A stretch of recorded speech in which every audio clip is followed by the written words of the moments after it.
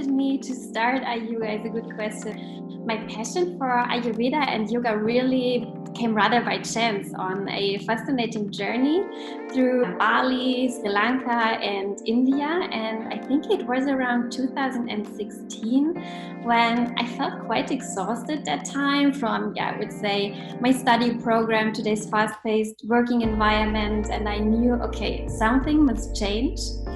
And I was lucky that ancient traditions found me really in a time when I needed it the most. And yoga and meditation then helped me to connect with myself again. And traditional panchakarma cure then freed me in such a natural way from my back pain. And I experienced an incredible feeling of joy, and I just wanted to take that experience back home and share it with others. Thankfully, I changed a few things for the better that time. So I reduced working hours and became a yoga teacher. And I also deepened my knowledge about the Ayurvedic wisdom. And then I kicked off Ayuga. And now Ayuga is already a fact. It's an existing company. What is Ayuga?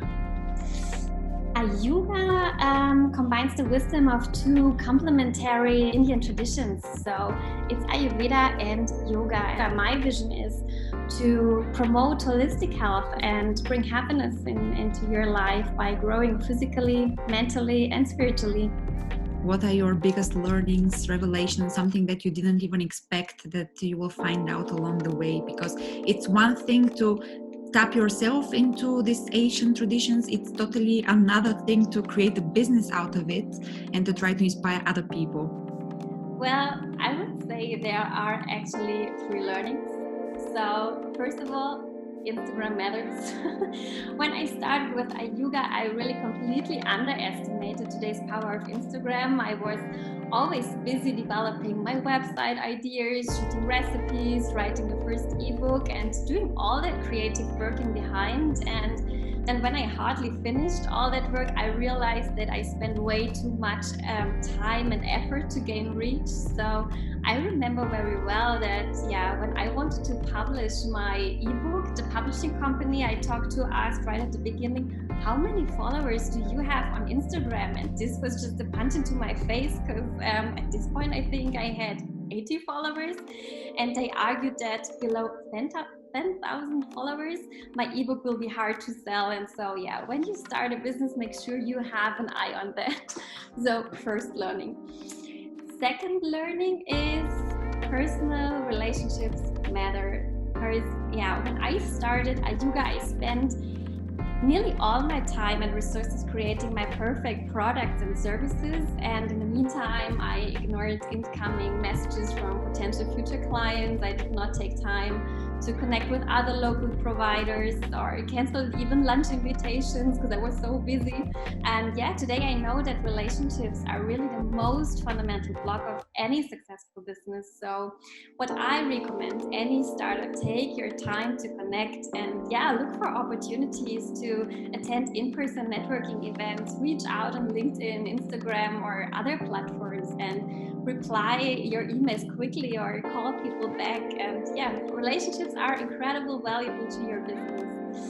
And last but not least, ask for help. So at the moment, Ayuga is really a one-person show. It's only me, and at the beginning I wanted to manage everything on my own, and it was just not possible. So you cannot learn how to program a website when you actually have to produce the content, right? And just think about the people and resources you may need to be successful. So it's very important to have good partners, just like into branding, and that you can rely on. Great. And what are your aspirations for the future? Where do you want to see your brand in the recent months to come? Where do I want to see my brand? Well, my goal is to present ancient wisdom in a more modern and appealing way to inspire more people to experience the benefits of yoga and Ayurveda. So what I will do to keep Ayuga on trend is, first of all, to value positivity. So the main purpose of Ayuga is to help people to feel good. This means either by flowing through a vinyasa class, cooking Ayurvedic dishes, or visiting an Ayurvedic workshop, scrolling through my Instagram feed or website, I always want to make sure that people feel better than before.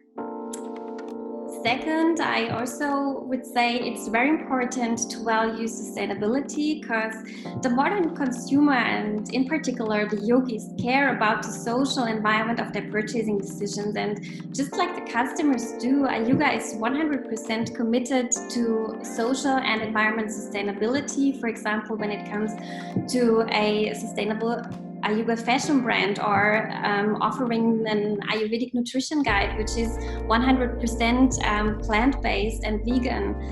Yeah.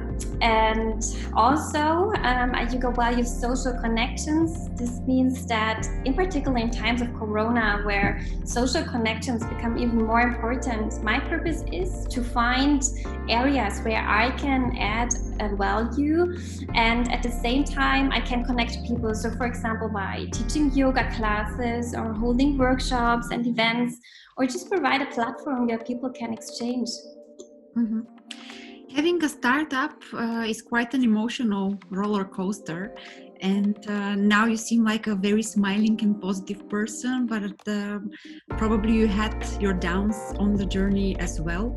What would be your tips for future founders when they feel overwhelmed or a bit tired or not so certain about their success? Do you have your own small tips and tricks how to get out of this mood? Well, there is this popular sentence saying, you can pour from an empty cup, take care of yourself first. And this is so true. Too often we think we will care about ourselves later, and then a week, a month, a year easily goes by. And however, taking care of our physical, emotional, intellectual, and spiritual needs is so important. So how can we expect from ourselves to bring out the best in us when we feel empty and exhausted from the inside? I mean, we've been taught that altruistic thing that we have to care for others first and put ourselves last. But please forget this, because put yourself at the top of your to-do list and take care of yourself. Because starting a business is not a sprint, it is really a long distance run. Now, if you can look back in time and talk again to yourself in 2016, in the beginning of your journey, because a lot of people are in the same situation. They're having an idea, they are toying with it and thinking if they should really go on this journey to create their startup and to do something meaningful. What would be your advice to those future founders? I started with the question, what if? What if one day I would have my own yoga studio, my own fashion brand, being self-employed? And I learned that you can turn that big idea into reality by just starting. Start with calling your ideas plans in a PowerPoint presentation. For example, visualize them, tell friends and family about your plans, and emphasize then the seriousness of your idea.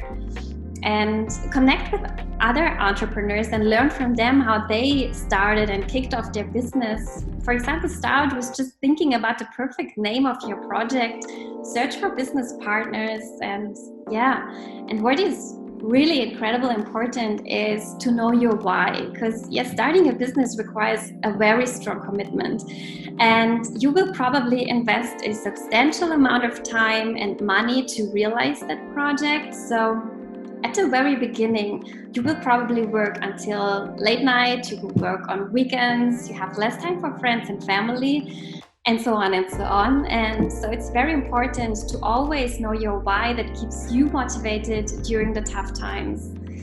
And one final word on this, keep going steadily. This means in Germany you would say, steter Tropfen höhlt den Stein, and this is true. I mean, at the beginning there is a huge mountain in front of you, and you ask yourself, how should I manage this? And just do it little by little. Don't expect too much from yourself. Just spend every day, a bit of time in your project. I would say this is better than nothing, and after a while you will see the results. What is the role of branding in the foundation of a startup? Don't underestimate that. It's so important to have all the tools at your hands right at the beginning. I mean, just think about starting with Instagram. You don't want to that your community sees the development of how to edit pictures or of your skills. You just want to be professional right at the beginning. And as I said before, you are the person who has to create the content and not to make your mind up about the perfect templates or programming your website. So it's really important that you have the right business partners beside you and where you can rely on. Yeah.